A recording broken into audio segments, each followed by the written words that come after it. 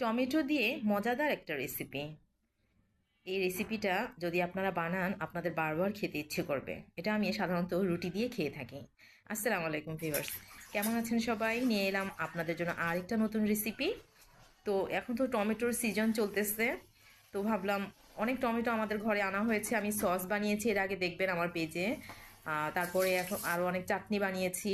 আজকে আমি এটা বানালাম। এটা অনেকদিন ধরে আমি চেষ্টা করতেছি যে বানাবো এই চাটনিটা আমি সাধারণত ছোটোবেলায় অনেক খেয়েছি। তো এটা যখনই খাই এবং যখনই মনে করি আমার ছোটোবেলায় আমি ফিরে যাই।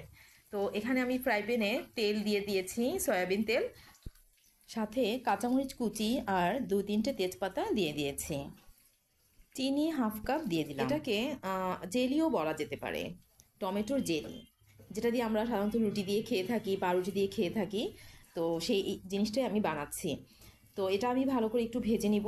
এখন আমি টমেটো পিউরি করে কেটে রেখেছিলাম, ছোট ছোট পিস করে কেটে রেখেছিলাম, সেগুলো দিয়ে দিয়েছি।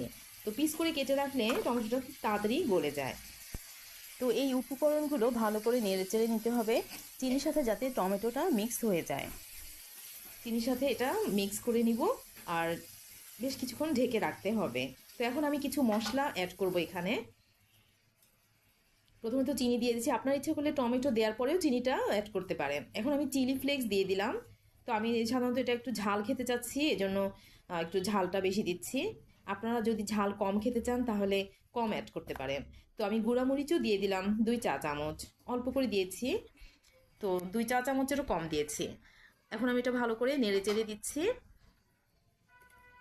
আর সামান্য কিছু লবণ অ্যাড করব। এখানে আমি চামচ 3বার দেখিয়েছি, কিন্তু লবণ নিয়েছি অনেক কম, বলতে গেলে 1 চা চামচ লবণ অ্যাড করেছি। এখন এগুলো ভালো করে নেড়েচেড়ে মিক্স করে নিতে হবে। টমেটোর চাটনিটা কিন্তু আমি এখনও খাইনি রুটি দিয়ে, জাস্ট আজকে দুপুরেই বানিয়ে রেখেছিলাম। ভাবছি কালকে রুটি বানিয়ে তারপরে এটা টেস্ট করব। এখন আমি জাস্ট একটু লবণটা টেস্ট করছি, লবণ এবং মিষ্টি কীরকম পরিমাণ হয়েছে, তো সেটা টেস্ট করে নিচ্ছি। এখন কিছুটা সময় ঢেকে রেখে দিব। তো হয়ে গেল, একটু তুলে দেখছি কীরকম হয়েছে। একটু ধনেপাতা অ্যাড করছি এখানে। আপনারা ইচ্ছা করলে স্কিপ করে নিতে পারেন ধনেপাতাটা। তো এটা দিয়ে দিচ্ছি।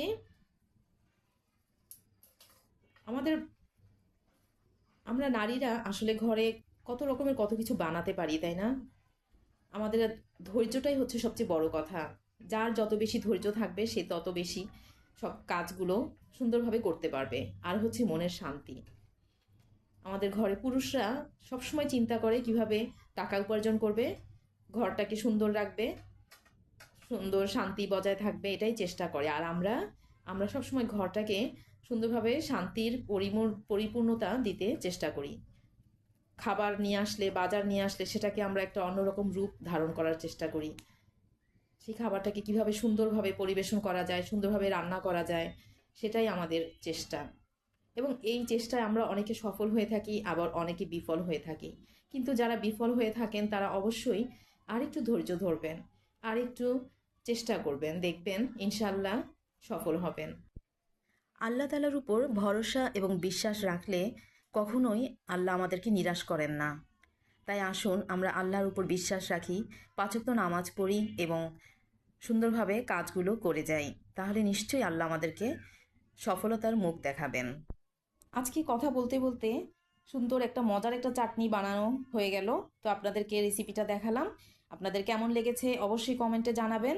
সবাই সুস্থ থাকবেন, ভালো থাকবেন, দোয়া করি এবং আপনাদের সবার সুস্থতা কামনা করছি। নেক্সটে নতুন কোনো ভিডিও নিয়ে আবার হাজির হব ইনশাআল্লাহ। আজকের মতো বিদায় নিচ্ছি। আল্লাহ হাফেজ। আসসালামু আলাইকুম।